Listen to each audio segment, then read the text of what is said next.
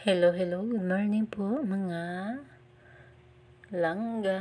Dahil walang pasok ang asawa ko, magluluto kami ng bulalo.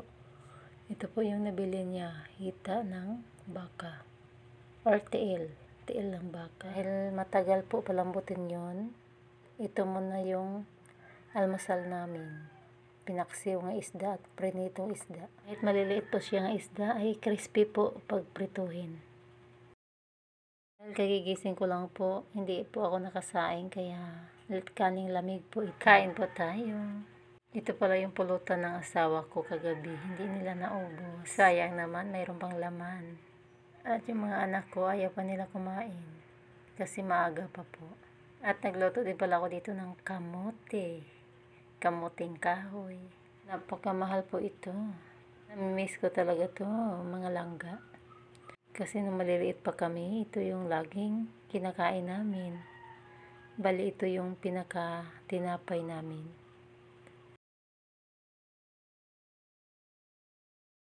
Medyo nga lang, matagal maluto. Maganda lang po ito kainin sa almusal or gabi. At nagluto pala ako dito ng noodles. Pang partner ko sa kamuting kahoy. Bumili pala ako kanina ng itlog. Dahil Christmas pa po sa lugar namin. Charot. Ayaw ko munang alisin yung mantel sa lamisa namin na bulaklakin. Ito yung makikita ko itong malunggay na to. Naalala ko talaga yung province namin. Matagal na din kasi ako nga hindi nakauwi. Noong December po, may balak po kaming umuwi. Kaya lang po hindi natuloy. Baka sa next year na naman po uli. Sana po matuloy na ang pag-uwi namin. Dahil namimiss ko na talaga ang province. Gusto ko na pong maglangoy-langoy sa ilog or sa dagat doon. Dahil po maliban sa maputi ang buhangin or malamig na tubig, malinis pa po ang tubig doon. Lalo sa ilog at dagat. Gusto ko nang maglangoy-langoy. Charot, dahil yun talaga ang gawain ko nung maliit pa po ako. Dahil nakatira po kami sa tabing ilog. Kaya araw-araw talaga doon ako sa ilog. Parang nangagakulay ko na ang mga isda doon. Charot lang.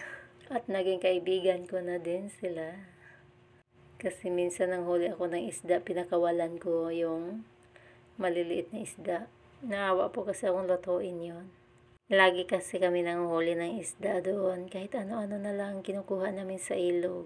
Dahil nung mga oras na yon, maliliit pa po kami, ay hindi sapat ang kinikita ng tatay ko para matustusan yung pangangailangan po namin. Siyan po kasi kami magkakapatid. At yung tatay ko ay magsasaka lang po. Kaya pagdating po sa pagkain, talagang tinutulungan namin sila. Lagi po kami sa ilog kasi nangunguha kami ng ulam. Pag-uwi namin ay marami na po kaming dalang isda or mga shell nga galing sa ilog. Yan talaga ang hindi namin malilimutan. At dahil masipag po kami magtanim, ay hindi kami nagugutom doon sa province. At ang kinakain pa namin ay mga fresco na gulay. Kaya hindi talaga ako mapubuhay pag walang gulay ang aking niloloto. Yung paksiw ko dito mga guys, nilagyan ko po ng okra. Itong okra ay 2 balot or 2 tali. Halagang 20 pesos. Nilabas ko ng aking mahiwagang kawali. Ano kayong lulutuin ko dito? Nagisa po ako na ito ng ricado. Bawang sibuyas. Ganito lang po karami dahil nagmamahala na po lahat dito sa Manila. Mas maganda talagang tumira doon sa province. Dahil kung madiskarte ka lang at masipag, talagang buhay na buhay ka doon. Kahit wala kang pinagkakitaan. Dito pag tumira ka, kung wala ka pagkakitaan ay gutom na gutom ka. Dahil lahat dito sa Manila ay binibili. Hindi kagaya sa province. Malawak po ang mapagtaniman ng gulay. Kung masipag ka lang magtanim-tanim, kahit anong tanim mo, mayroon ka pong maaani or aanihin. Kasi yun ang ginagawa ng tatay ko dati. Maliliit pa po kami. Wala siyang maayos na trabaho pero nabuhay po nila kami magkakapatid. O nandiyan na po yung kapos talagang kinikita niya pagdating sa mga pagkain namin. Pero marami pong pagkain doon na hindi na kailangan bibilhin. Kagaya na lang po sa maganda talaga tirahan doon. Ako pagpipiliin ang probinsya or Manila. Sa probinsya po ang gusto kong titirhan. Pag senior na po ako. Kaya lang malayo pa po eh. Ito pala yung anak ko ang nagpapaluto ng itlog. Kain na ulit tayo mga guys. Ito pala yung pinaksiw ko na isda na with okra or mga lalabs. Sarap nito nga ulam. Tahong with gulay. At ang paksiw ko naman ay may okra. Ang kulang na lang dito ay talong at ampalaya. Sa next time na lang kung magpapaksiw ako ulit. Pag ganitong iulam mo, masarap talaga magkamay. Dahil po kung magkakamay ka, mararamdaman niyo po ang sarap.